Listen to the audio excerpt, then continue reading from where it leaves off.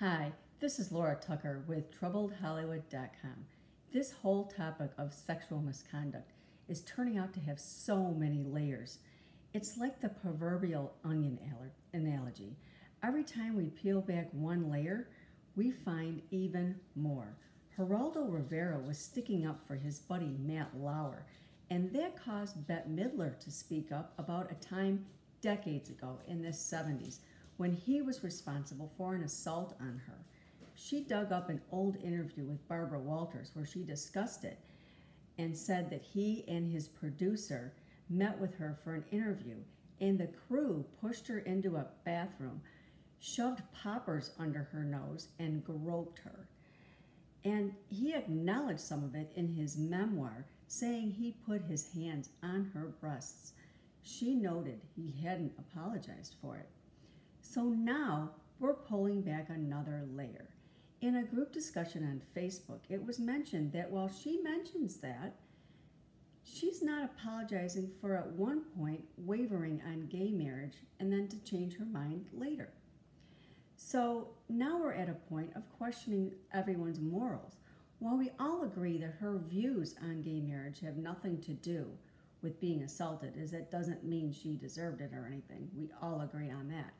There is a question of bringing up someone else's morals from the past when you have your own that are questionable.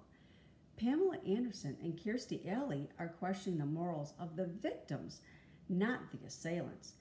Pam is wondering why women go to any interview alone and why they don't just walk out when someone appears in their bathrobe.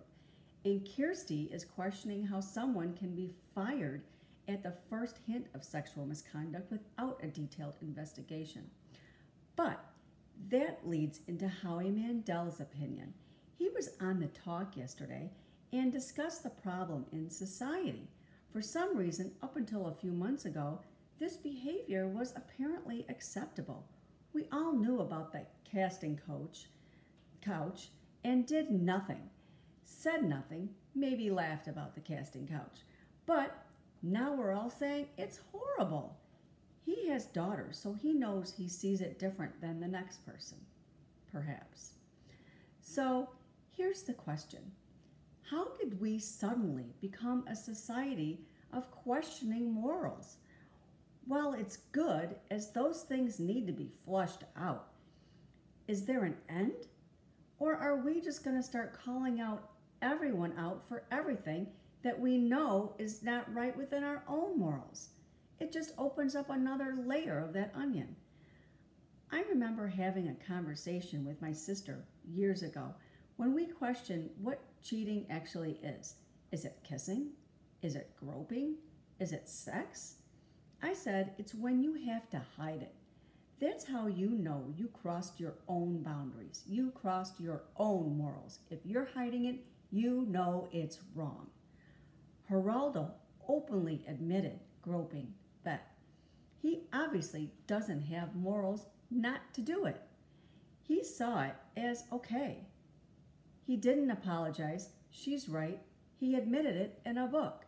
So he has no morals to realize it's wrong. So of course he's going to defend his buddy Matt Lauer.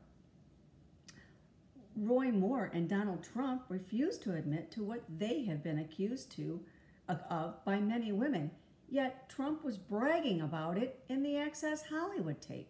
So he's proud of it. He doesn't see it as wrong then. They cross their own morals. And with as much as Trump hides things, be it his taxes, the Russia investigation, sexual assault, whatever, he knows all of it is wrong. He hides it. He has no morals. And that's just one layer of that onion. To him and the whole discussion, there are many more layers for sure.